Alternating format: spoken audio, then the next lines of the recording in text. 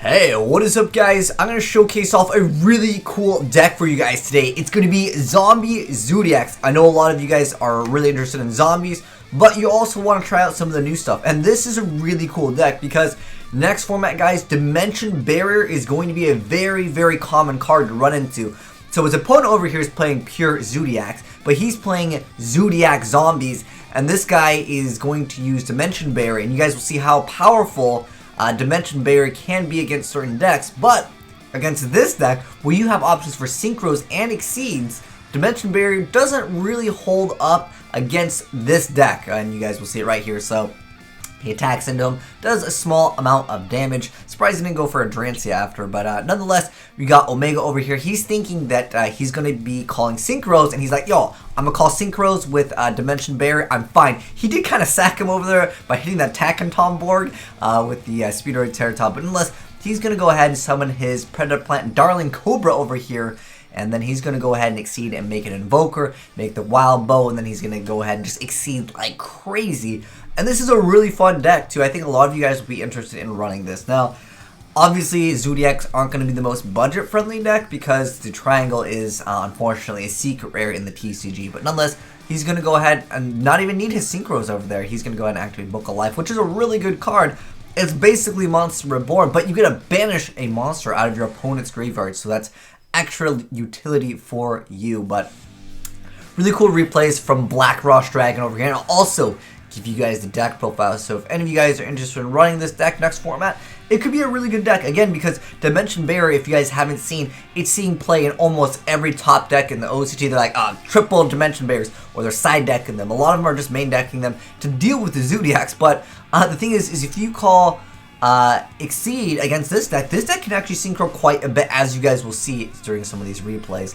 And mixing in the Bujin card over here, just so you can just send extra cards to the graveyard, really good for zombie decks. And I almost feel like this is like a bootleg Minerva. I know Minerva pretty expensive, but the thing is, Minerva also got a reprint in the OCG. Maybe TCG will get it soon, I don't know, but I almost feel like I could have made a video on it, but he goes ahead and says GG right there. But next up, we got it versus Subterrace, another archetype that I feel like not that many people are playing. Maybe it's one of those underdog archetypes. I just feel like setting cards, it's just not that great in the game. And that's what this deck is all about. Now, when you mix in the Metal Foes, it kind of speeds up the deck quite a bit. Just because, look at this turn 1 board, though. I mean, they're at the end of the day, you know, they are face-down monsters. And they don't stun, essentially, is kind of the problem. But the field spell is pretty good for the deck. But you can see an Invoker is made over here. Going to go ahead and bring out the Rat. Rat is going to bring out the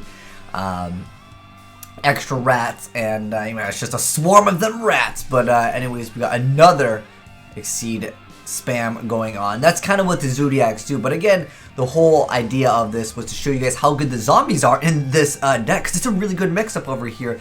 Because zombies can definitely take good use out of just sending cards to the graveyard, similar to Lightsworn.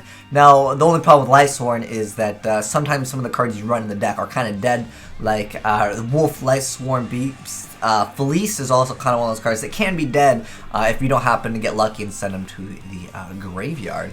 But nonetheless, he's going to go ahead and attempt to activate Omega's effect. It was really good. He was activating that Metal Foes' fusion, because quick play, that way he got rid of the card in his hand anyway, so it didn't get wrecked. Then he's going to go ahead and attack into it, but he equips it from his hand, and then it was able to activate the effect. That was really cool. Really good play by BlackRossDragon over here. But anyways, we see the other Predator Plant over here being summoned. Then we see the Darling Cobra summon, adding a fusion, and I was like, whoa, wait, you can instant fusion in the deck and make really good use of token. There's a lot of great targets. Specifically, the new card, Sea Monster of Theseus, is a really decent card for a lot of archetype. But still, like Cyphroim Lord Omega, until this card gets banned, people are going to be abusing it with Mizuki in zombie decks. You can see he's activating the Bewildering Wild, really good card over there to half its original attack, and it making its effects negated over there. And then it has a bonus effect when you banish it, kind of like how Breakthrough Skill has that. Now we have it against some other, like, you know, low-key decks, you know, not the most meta. But it just shows off the powers and some of the combos. And by combos, I mean the Rat being overpowered and every deck's got to run it. And I feel like that's kind of true. A lot of people are like, if you're not playing Zoodiacs next format, you're going to lose. I feel like, guys, partially that is true.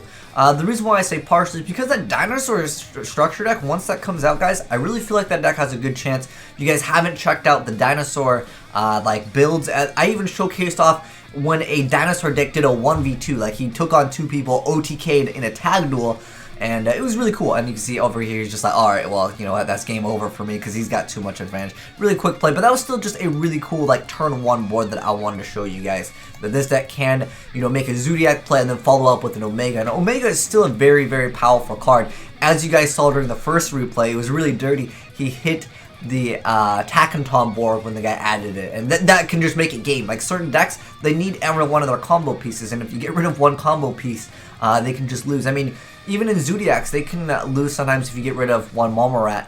That's why a lot of them don't play the pots. Because, you know, if you accidentally banish double Momorat, that's like your win condition in a sense. But this deck really does have options. I would love to see someone just go YOLO and just run triple pot of Desires of it. Because this deck, like I said, guys, it has extra options. So you can see he's calling Exceed. But the thing is that might not be the best thing because this deck, it has options, and I think decks that have options are really good this day and age because of Dimension Barrier. Again, that's going to be a very meta card going into the next format. You guys can see he was able to make an Omega. Now, there is a downside with Unizombie. Well, it's too fast. The game was already over, but nonetheless, I know a lot of you guys are interested in perhaps a deck profile for this deck from Black Ross Dragon. I thought it was really cool. It's something I have not seen or seen anyone talk about at all, but it was really cool. So let's go ahead and jump right into the deck profile. So it's 44 cards, pretty big deck over here. But anyways, first off, we got 1 copy of Salvage Warrior. So when this card is tribute summoned, you can special summon 1 tuner monster from your hand or grave. That's a pretty insane effect. It's level 5 too, so obviously you can get really good targets. Maybe make on one of these. Pretty good stuff indeed. But next up, we got Wind Up Soldier. It's just so it can be level 5. It helps out for some synchro plays. Now, we do have a new card that I haven't really talked about, which is Gozuki over here. So during your main phase, you can send 1 zombie type monster from your deck to the graveyard. If this card is sent to the graveyard, you can banish a zombie type monster from your graveyard, except for Gozuki, to special summon 1 zombie type monster from your hand. You can only use each effect about once per turn. Really, really good card in the deck. And then also triple Mizuki because it's really easily abused with the Cypher Lord Omega. The next up, we got 2 copies of the Zoodiac Beast Viper, 3 copies of Shiranui Sage over here, and then we got 3 copies of the Rat Pier, I think is what it's called in the TCG, just in case any of you guys get confused on that. Next up, we got 3 copies of Unizombie. Okay, so this is something I wanted to go over just in case some of you newer players wanted to play this deck. There is a downside with Unizombie. So you target 1 face-up monster on the field, discard 1 card, and if you do, increase that target's level by 1. You can target 1 face-up monster on the field. Monsters you control cannot attack for the rest of the turn, except for zombie-type monsters. Also send 1 zombie-type monster from your deck to the graveyard, usually it's Mizuki, and if you do, increase that target's level by 1. You can only use each effect about once per turn. But yeah, the whole no battle phase, it can't attack for the rest of the monsters you control can't attack. Same thing, essentially. But nonetheless, Unizombie is really great turn 1. Like, you guys saw, there was a few times where he was able to, like, make a really good play with Unizombie. But the thing is that turn 1, this card is really good, as you guys can see. Like, making the Omega, like I said, hitting the attacking combo board was really dirty.